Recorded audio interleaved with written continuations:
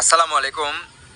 আজকে নতুন content creator আমরা যারা আছি তাদের উদ্দেশ্যে কিছু কথা বলবো। সেটা হচ্ছে যে আমরা যারা নতুন কন্টেন্ট ক্রিয়েটর রয়েছি তারা কিন্তু নানা রকমের বাহানা করি যে আমাদের মোবাইল নাই, আমাদের মোবাইলটা কম দামি, এবং আমাদের মাইক্রোফোন নাই, আমাদের স্ট্যান্ড নাই, এবং আরও নানা রকম বাহানা করি, এবং আমাদের ভিডিও ভাইরাল হচ্ছে না, যে আর ভিডিও করবো না, ছেড়ে দিব ফেসবুক, আর কোনো রকম ভিডিও আপলোড করবো না।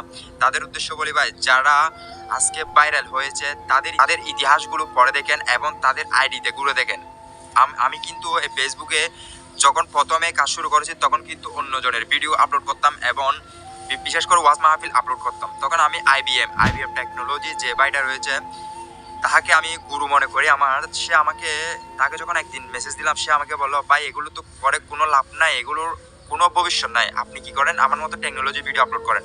তখন আমি তাকে বললাম, ভাই আমার তো কিছুই নাই, আমার মানে ট্যাগ রিলেটেড কোনো জ্ঞানই নাই, আমার কোনো এক্সপিরিয়েন্সও নাই যে ট্যাগ রিলেটেড আমি ভিডিও আপলোড করবো। সে বললো, আপনি আমাকে ফলো করে ভিডিও আপলোড করতে পারেন। আমি বলতেছি যে ভাই আমার থেকে তো কোনো এক্সপিরিয়েন্স হয় নাই যে ট্যাগ রিলেটেড। তখন সে আমাকে বললো, আমার পেজ থেকে ঘুরে আসেন এবং আমার আগের ভিডিওগুলো দেখে আসেন।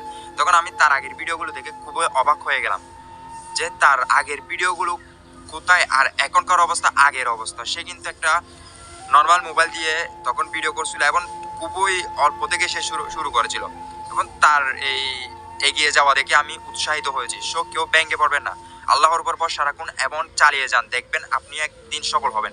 যখন আইবিএম বাইকে এখন হাজারো মানুষ ফলো করে, এখন হাজারো মানুষ তার নির্দেশনায় ফেসবুকে কাজ করতেছে, ইউটিউবে কাজ করতেছে, একদিন আপনাকে ফলো করে আপনার নির্দেশনায় অনেক মানুষ কাজ করবে ইনশাল্লাহ। সো ব্যাঙ্কে পড়বেন না, আল্লাহর উপর ভরসা রাখুন এবং কাজ চালিয়ে যান, একদিন আপনিও সফল হবেন ইনশাল্লাহ।